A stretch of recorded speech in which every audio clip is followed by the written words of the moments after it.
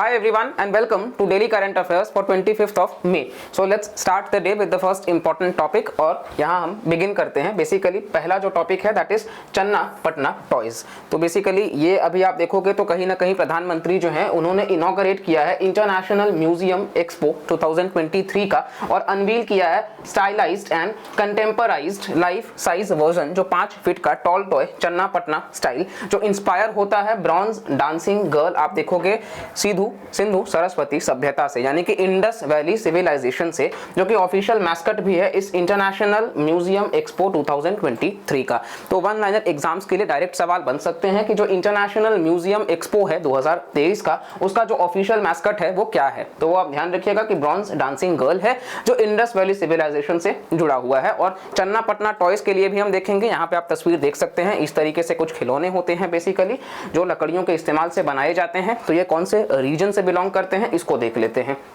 Basically rubber, Sycamore और इसके साथ साथ यहाँ पहले इसके अबाउट के बारे में बात कर लेते हैं.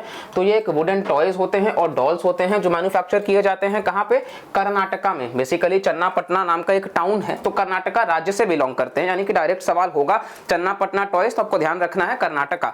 इसके अलावा आप इसको देखोगे तो ये गोम्बे गाला उरू भी कहा जाता है कर्नाटका का और इसके लिए गुड क्वालिटी का आइवरी वुड यूज किया जाता है, रोज वुड और सैंडलवुड यानी कि लकड़ियों का ही इस्तेमाल किया जाता है जैसा कि हम आपको शुरुआत में ही बताए हैं. इसके साथ साथ आप देखोगे तो बेसिकली यहाँ पे rubber, sycamore, cedar, pine, teak woods इनका भी इस्तेमाल किया जाता है. वेजिटेबल डाइस का भी इस्तेमाल किया जाता है बेसिकली ताकि कलरिंग प्रोसेस के लिए, यानी कि ये नेचुरल होता है. तो बच्चे कई बार जब खिलौने खेलते हैं आज के समय में आप देखोगे तो ये जो आर्टिफिशियल कलर्स का इस्तेमाल किया जाता है तो जो इन्फेंट्स होते हैं, बहुत छोटे बच्चे होते हैं, जब वो अपने मुंह में उन खिलौनों को डाल लेते हैं तो उसकी वजह से भी आप देखोगे तो कई बार वो काफ़ी ज़्यादा हानिकारक होता है, पेट दर्द होने लग जाता है और कई बार अलग अलग तरीके से आपको देखने को मिलेगा कि स्किन रैशेस वगैरह भी इन्फेक्शन की वजह से.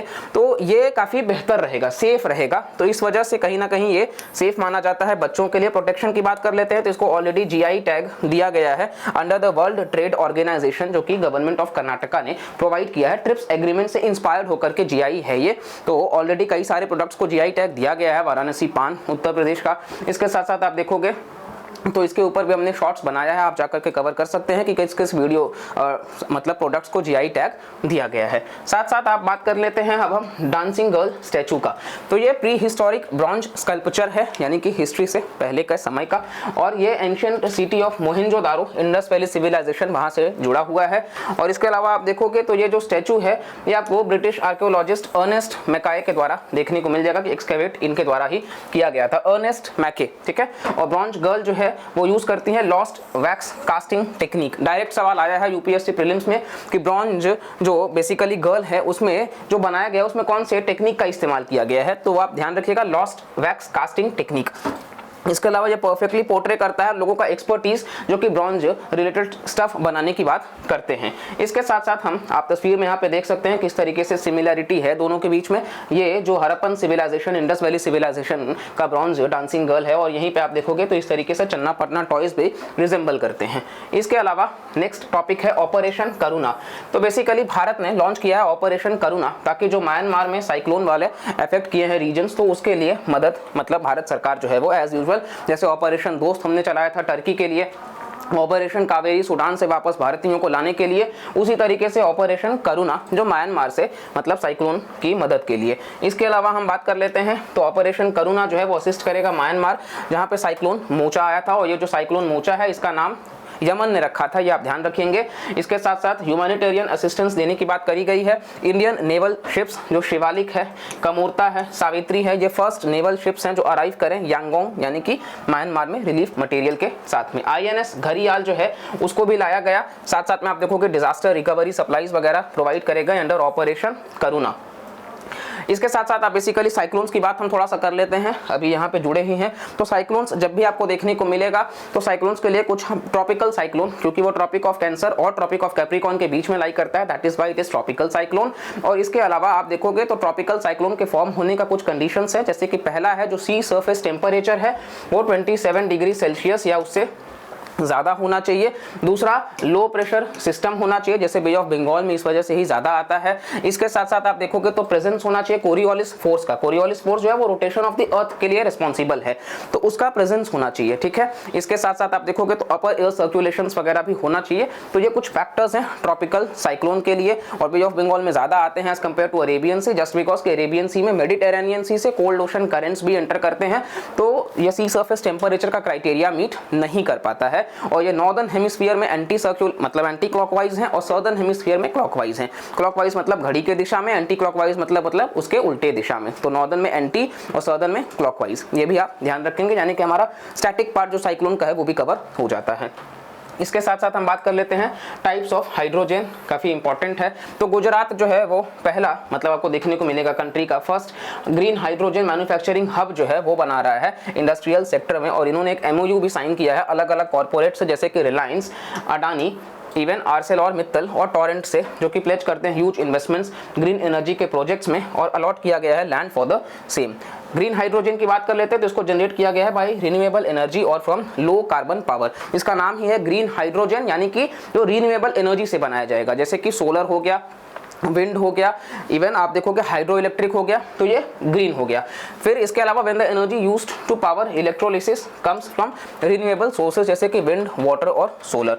नेक्स्ट यहाँ पे हम बात कर लेते हैं ब्लू हाइड्रोजन का। तो ब्लू हाइड्रोजन आप देखोगे ये हाइड्रोजन बनाया जाता है नेचुरल गैस से with a process of steam methane reforming, जहाँ पे नेचुरल गैस को मिक्स किया जाता है बहुत हॉट स्टीम के साथ में, और वो कार्बन डाइऑक्साइड को एक बाई प्रोडक्ट बनाते हैं, और फिर कार्बन जो है वो कैप्चर और स्टोर किया जाता है। क्रूशियल पार्ट ये बहुत इंपॉर्टेंट है कि कार्बन को कैप्चर भी किया जाता है और फिर स्टोर, मतलब कि हाइड्रोजन बनाने के प्रोसेस में जो कार्बन एमिट हुआ है उसको वो कैप्चर करेंगे और स्टोर कर लेंगे, that is blue hydrogen. Next grey hydrogen, तो ये नेचुरल गैस से बनाया जाता है ब्लू हाइड्रोजन की तरह ही, हालांकि इसमें कोई एफर्ट नहीं दिया जाता है कैप्चर करने का कार्बन डाइऑक्साइड के बाई प्रोडक्ट्स को। ब्लू में हम कैप्चर और स्टोर करते हैं, ग्रे में हम कैप्चर और स्टोर नहीं करते हैं, यही डिफरेंस है, वरना दोनों लगभग सिमिलर है कि नेचुरल गैस का ही इस्तेमाल किया जाता है।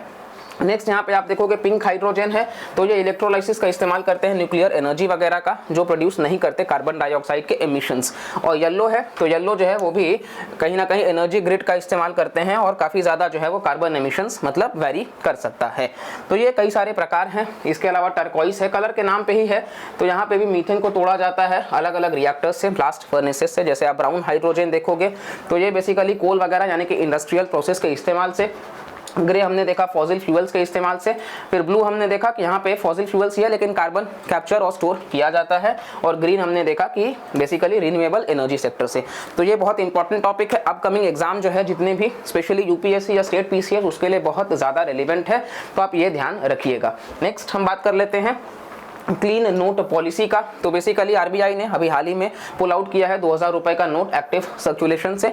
और इसके साथ साथ आप देखोगे तो बेसिकली आरबीआई ने इंट्रोड्यूस किया है क्लीन नोट पॉलिसी बैंक्स में, ताकि वो जो भी सॉइल्ड नोट हो, टॉर्न हो, फटे या फिर स्क्रिबल्ड नोट्स हो, ठीक है, तो वो कस्टमर जो है वो डिपॉजिट कर सके आरबीआई के पास में। क्लीन नोट पॉलिसी को अडॉप्ट आरबीआई ने किया था ताकि अच्छे क्वालिटी के बैंक नोट्स जो है वो पब्लिक को अवेल किए जा सके।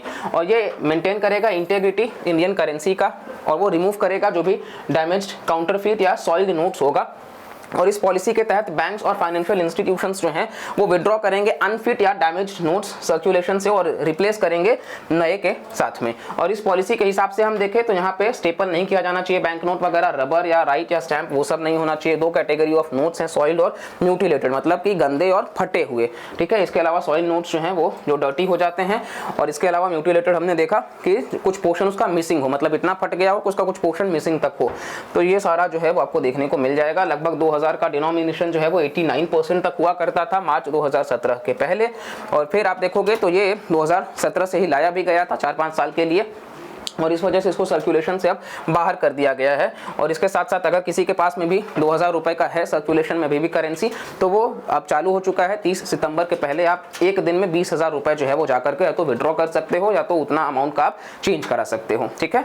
चलिए लास्ट टॉपिक हमारा that is ONDC, open network for digital commerce. तो ये भी काफ़ी ज़्यादा अभी चर्चा में है। बेसिकली आप देखोगे तो ये जो open network for digital commerce है, ये गवर्नमेंट इनिशिएटिव है जो एम करता है ट्रांसफॉर्म करने के लिए ई कॉमर्स मार्केट को भारत में, जो शिफ्ट करेगा एक platform centric model to an open network model. Now basically हम समझते हैं कि आपको एक ऑनलाइन प्रोडक्ट जो है वो परचेज करना है और आप रजिस्टर्ड हो अमेजोन पे, तो आपको एक बेटर डील मिला लेकिन फ्लिपकार्ट पे उसी सेम प्रोडक्ट के लिए। तो करंट सिस्टम क्या है कि आप परचेज जो है वो नहीं कर पाओगे जस्ट बिकॉज कि आप रजिस्टर्ड नहीं हो, ठीक है। आप कहीं ना कहीं आपको फ्लिपकार्ट पे आना होगा, फिर उसके बाद अपने आप को रजिस्टर करना होगा, तभी आप परचेज कर सकते हो, क्योंकि आप अमेजोन में रजिस्टर्ड हो लेकिन आप फ्लिपकार्ट में रजिस्टर्ड नहीं हो। हालांकि ONDC जो है वो कनेक्ट करता है सभी डिफरेंट ई कॉमर्स प्लेटफॉर्म्स को एक साथ में, जो कि UPI से जुड़े हुए हैं पेमेंट सिस्टम में, और ये अलाउ करते हैं ताकि आप कंपेयर और बाई कर सको प्रोडक्ट्स को किसी भी प्लेटफॉर्म से बगैर रजिस्टर किए हुए, ठीक है। ये आपको एक बेनिफिट मिल जाता है, आपको रजिस्टर करने की जरूरत नहीं है, आप कंपेयर करो और आपको बेटर मिलता है, आप वहां से परचेज कर सकते हो। इसके अलावा बेनिफिट्स में आप देखोगे तो लेवल प्लेइंग फील्ड हो जाएगा, क्योंकि ये अमेजॉन फ्लिपकार्ट टेक जाइंट्स हो चुके हैं, ई कॉमर्स मार्केट में ये बहुत बड़े जाइंट्स हो चुके हैं, इनको बीट करना बहुत मुश्किल है। तो ONDC में आप देखोगे तो कहीं ना कहीं टाटा या अंबानी जैसे लोग आएंगे साथ में, तब जा करके ही वो चीज़ें आगे बढ़ेंगी। तो इसीलिए लेवल प्लेइंग फील्ड होगा, ट्रांसपेरेंसी आएगी, इंटरऑपरेबिलिटी आएगा, वाइडर डिजिटल मार्केट एक्सेस होगा MSMEs और ट्रेडर्स के लिए भी, क्योंकि वो बल्क में उठाते थे तो उनको लॉस भी उठाना पड़ता था, लेकिन यहाँ पे MSMEs को भी पूछा जाएगा। और इसके अलावा कंपटीशन और इनोवेशन भी होगा और फ्रीडम ऑफ चॉइस भी होगा। और इसके अलावा बेसिकली हम देखेंगे तो यहाँ पे एक न्यूट्रल और रेगुलेटेड प्लेटफॉर्म भी होगा। चैलेंजेस में यही है कि टेक्नोलॉजिकल कॉम्प्लेक्सिटी, कहीं ना कहीं अलग अलग तरीके से टेक्नोलॉजी को मैनूवर करना, फिर अलग अलग ई कॉमर्स प्लेयर्स होंगे तो कहीं ना कहीं आप देखोगे तो ओवर प्राइसिंग भी हो सकता है, और लिमिटेड बेनिफिट्स जो है वो सेलर्स को मिल सकता है, लेकिन वो लिमिटेड ही होगा, और साथ साथ में क्लैरिटी हो पाना भी थोड़ा सा मुश्किल है। हालांकि ये जो टॉपिक है इसके ऊपर हम एक डिटेल्ड वीडियो भी बहुत जल्द लेकर के आएंगे आप सबके लिए, तो आप चैनल से जुड़े रहिए। बाकी ये हमारा डेली करंट अफेयर्स था। अगर आपको वीडियो पसंद आता है तो प्लीज़ लाइक करिएगा, चैनल को सब्सक्राइब करिएगा, और कमेंट सेक्शन में भी ज़रूर बताइएगा कि हमारा जो डेली करंट अफेयर्स का इनिशिएटिव है ये आपको कैसा लगता है, और इससे आपका जरा भी मदद होता है तो इसको बनाने में जो एफर्ट जाता है उसके लिए प्लीज़ आप लाइक कर सकते हैं, कमेंट सेक्शन में भी आप बता सकते हैं। और इसके साथ साथ में आप अपने दोस्तों को भी शेयर करिए जो भी तैयारी करते हैं किसी भी तरीके से, तो उनके लिए ये काफ़ी नॉलेजेबल होगा। या फिर आप 10 मिनट का ईयरफोन लगा करके भी आप अगर तो आपके अपने नॉलेज के लिए काफी बेहतर होगा। तो ऐसे कंटेंट के लिए बस जुड़े रहिए चैनल के साथ में। अलग अलग चैनल मतलब वीडियोस हमारे चैनल पे आपको मिलता जाएगा, शॉर्ट्स के फॉर्म में भी और बाकी फुल लेंथ वीडियोस के भी फॉर्म में। बस बने रहिए, मिलते हैं अगले लेक्चर में। Bye bye, take care and जय हिंद।